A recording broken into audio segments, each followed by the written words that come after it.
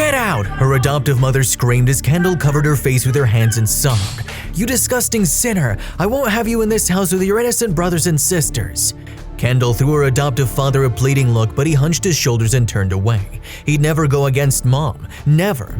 Her mother pushed Kendall towards the door. "The sins of the fathers! I should have known you'd be a loose woman just like your mother." Kendall sat sobbing on the curb in front of the house until her adoptive father came out carrying a backpack. "Your sister packed a few things for you," he said and handed her a small roll of dollar bills. "I'm sorry, Kendall, but you know your mom." Kendall wiped her eyes and looked up at him, crying, "She's not my mom and you're not my dad. You promised to love me no matter what. That's what real parents do." He walked away then, looking ashamed, and Kendall took her few possessions and walked away. She'd been adopted as an infant and raised in the Jordans' home along with 4 other children. The Jordans were good people, but they were religious fanatics who didn't celebrate birthdays or Christmas because it was sinful. Kendall and her siblings' lives had been restricted to going to school during the week and going to church on Sundays, and like any other teen, she'd started to rebel. She wanted to go to the movies and wear pretty clothes and lipstick. She wanted to go to parties and kiss a boy and fall in love, and because all of it was denied her, she lost all sense of true boundaries. She'd ended up being involved with a school bad boy, and within months she was pregnant. "No miracles now," she said to herself bitterly. "No guardian angel to watch over you." It was Kendall's fondest fantasy that she had a guardian angel who watched over her and sometimes dropped gifts magically into her life. On her birthday, she'd always receive gifts that were delivered through the school and which she hid in her locker and never took home. At Christmas time, she'd find candy canes hanging from the tree outside her window and a bright Christmas stocking filled with forbidden goodies.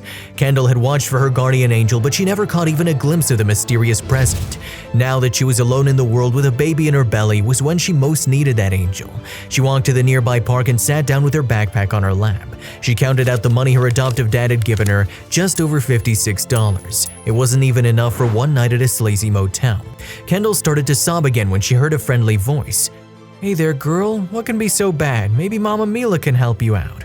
Kendall looked up at a tall woman with a friendly smile. She was wearing a brightly colored flowery apron and he was carrying pruning shears in one hand and a bunch of roses in the other. "I'm okay," Kendall sniffed. The woman shook her head and sat down next to Kendall. "No, honey, you're not," she said. "But you know you can tell me, I don't judge." So Kendall poured out her whole miserable story and said, "So I have no money, no job, nowhere to go, and a baby to take care of." "I'll give you a job," Mila said calmly. "And I have a little place you can stay, but you're gonna have to take care of the baby yourself." "You'll give me a job?" gasped Kendall. "Really?" "Yes," Mila said. "I have a flower stand at this end of the park, but I've been wanting to open another close to the business district. I'll teach you how to do the flower arrangements and we'll see how it goes." Kendall was smiling through her tears.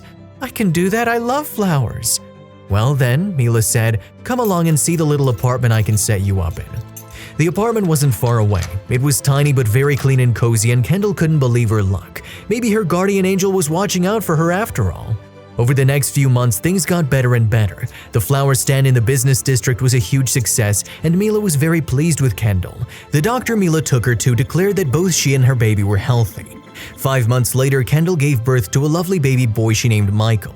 Mila gave Kendall 3 months leave before she had to go back to work, and adapting to a newborn was really hard. Michael cried all the time and Kendall was constantly changing his diapers. He seemed to never sleep more than 10 minutes at a time and Kendall was utterly exhausted.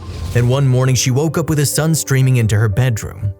"Michael!" she cried and ran over to her baby's tiny room. Michael was fast asleep, his tiny fists under his chin, looking like an absolute angel. Kendall couldn't believe her son had slept all night without feeding or wetting his diaper.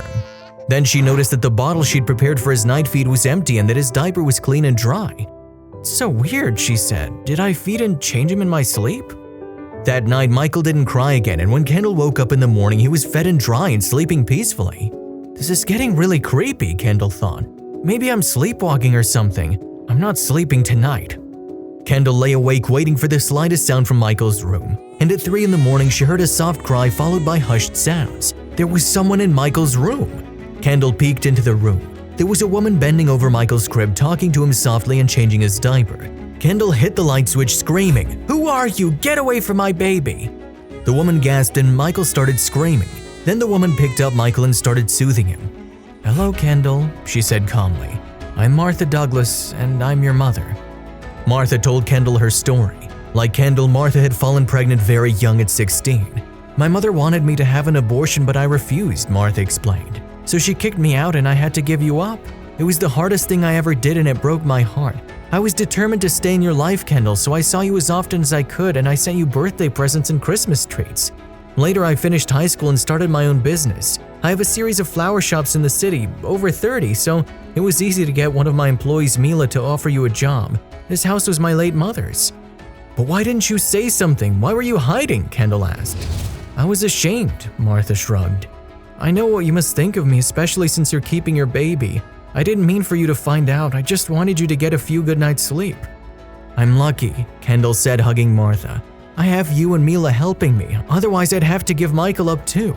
How could I think badly of you?